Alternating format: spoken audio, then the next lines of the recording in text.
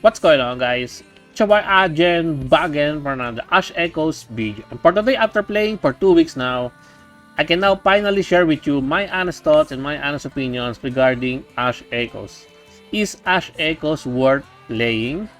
In my honest opinion, short answer, yes. If you want to hear the reasons, then you might want to stick out until the end of the video.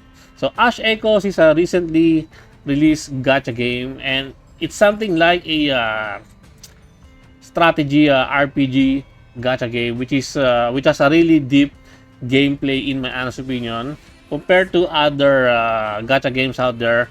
I think Ash Echoes has more deep than than your average typical gacha game that you can find in the market. So Ash Echoes is, in my honest opinion, one of the precious new take when it comes to gacha games. Yeah, the strategy, the gameplay for this one is really cool, and I'm having a lot of fun playing the game, and I think that is the most important aspect that you should be asking or looking for a game, whether it's fun or not. For me, it's very fun. I have a lot of fun playing the game, and I wish I could play more, because one of the downside for Ash Echoes is that the stamina drains so fast. Yeah, I want to play more. I want to and although it's a good thing that that also is also a good thing. Even though you really want to play more, it's also a good thing because of time management, and also it values your time. One of the things that I really appreciate about gacha games is that how fast are the dailies for a gacha game. Dailies in this game are very fast also, especially because the stamina consumption is very fast. You can finish the dailies probably 5 minutes, maybe less than 5 minutes if you are really fast at what you're doing. So yeah, dailies took really fast. What about the characters? Characters in this game are called Echomancers, and the splash design for their characters are really good. Yeah, very nice. This is my Shen Ying, one of my best characters available in the game right now. It might not be something like your other gacha games that has some really glorious art, like for example Alchemy Stars, which I've already talked yesterday about the EOS announcement. Comparing the arts to the other gacha games like Alchemy Stars, I think Alchemy Stars has better art design compared to Ash Echoes, or even Arknights has better art design. But still, they are pretty gorgeous, like this one. The only downside that I can say about the art style of this game is that they're not lewd. Yeah, there's not much fan service in this. So if you're not, if you're looking for a gacha game that has some many fan service, I think this game is not for you. This game does not go that route, like the Snowbreak route or the Girls Frontline 2 route. It's nothing like that. It's nothing. There's nothing lewd in this game, which is also a really nice touch. They are on the, what do you call this, conservative side. Yeah, they are no conservative side. Look at the home screen. The home screen on this game is very customizable, which one of the things that I really like about this game. You can change. These are, by the way, the artifacts or the memory trays that you can that you obtain. And if they are SSR, there are some moving objects, L2D. They are L2D. If you have the SSR version, they are moving something like this. They have a really nice touch to them, which is very awesome in my honest opinion. And most of them have some really good art style also, art design. Very nice. You can also switch to 3D, which is something like this one, but I prefer to the 2D one. This one looks badass. That is why this is my wallpaper for my home screen. Very, very badass. Now, some of you might be asking, is the game F2P friendly? In my honest opinion, yes.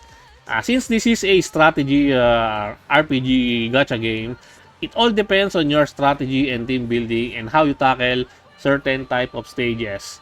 The highest rarity for a character is 6 star. There are 5-star characters and then there are 4-star characters.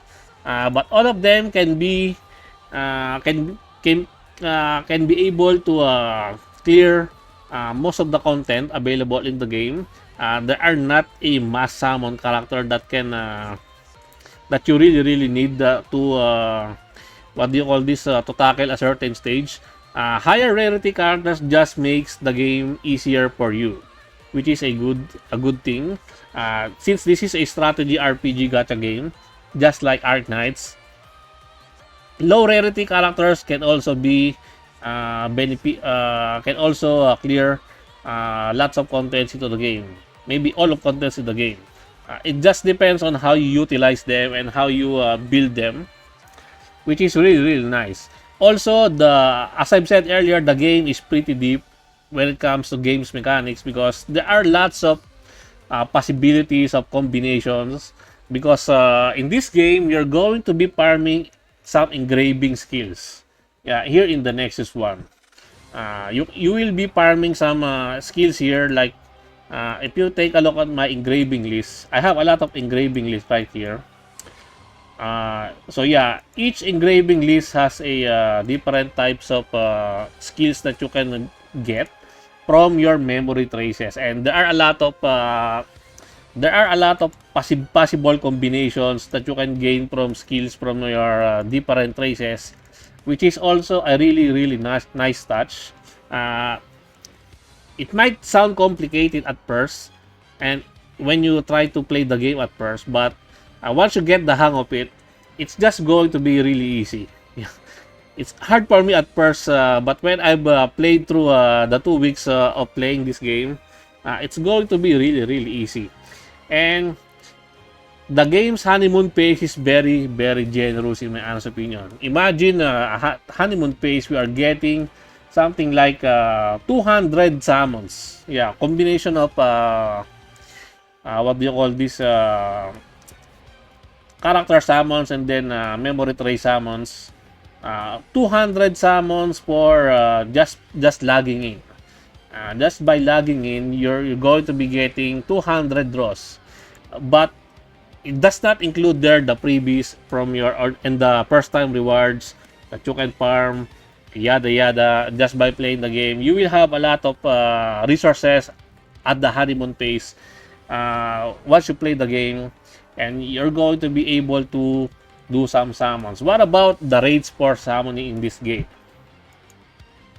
There are two types of banners. One is the character banner and one is the memory trace banner, the artifacts or something like that, the way you want to call it. They feature some really nice. This one is something like the one from Honkai Star Rail. So once you've gotten 300 summons, you're going to be able to select one 6-star of your choosing. Yeah, I've already done 211 summons, and I think my summon so far in this game seems pretty okay because I've gotten 3 copies of Shenying, or 3 6 so that is 3 already, 3 6-star. 1 copy of Laurel.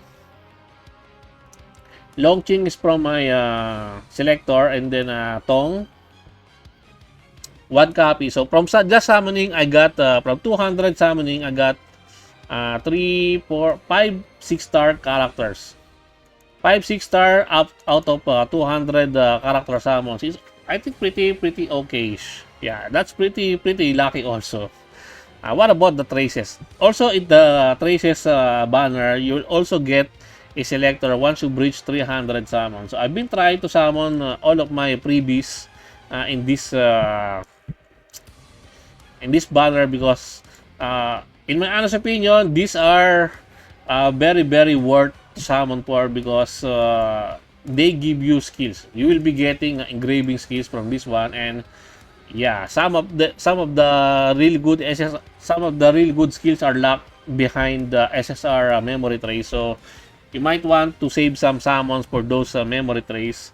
But yeah, for characters, I think just one copy is already pretty good enough. You don't really need to go for dupes. But since the game is very, very generous during the honeymoon phase, I did try to get some dupes on Shen Yin, and I did not regret it because I got some really nice dupes on her, and she is very, very awesome. Very, very nice character. And what about the game modes in this game? There are a lot of game modes in this game. So just like your typical gacha game, we have the story mode, we have the normal, and then we have the elite, the hard one. Aside from this one, these are just your one-time clear quests. You can click here in the field operations here. We have here the Nexus memory,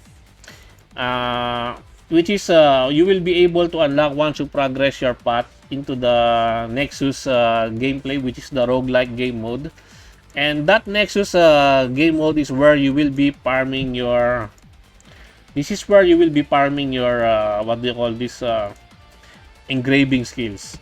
This one is also really fun to play because the boss here in these stages are a bit hard if you do not know what you're trying to do. You can you have the ability to do some full auto here, but the AI sucks, so it's not really recommended. So yeah, other than those roguelike game mode from the Nexus, this Nexus memory here, we have here the tower version. Just like your typical gacha game, you're climbing the tower here. You can climb tower, or you can farm really, really nice X particle, which is the gem counterpart, the currency that is needed into the game. We have your path to proficiency. This is where you try to showcase your and farm some currency to level up the leader skill of your character. This one is also a bit difficult. Very challenging also. Joint training is where you're rotating end game content, where you will be getting some weekly settlement reward. As you can see, you can get 750 weekly ethers here, which is really nice. So yeah, these are some of the gameplays that you can play here. There are some farming stages like this one, power gold, the usual in your gacha games, yada. But these are the main probably harder content to tackle in this game. So this one is a bit difficult because fighting some stages needs some really high engraving rank.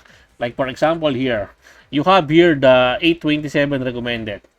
If your engraving is lower than 827, you might have a hard time and the boss will hit you really hard. This is something like a combat power mechanics, where if your combat power is a bit lower, you're going to be having a hard time trying to tackle this type of stages. So, but if your engravings are higher than this one, then you're not going to be having some form of penalty or something like that.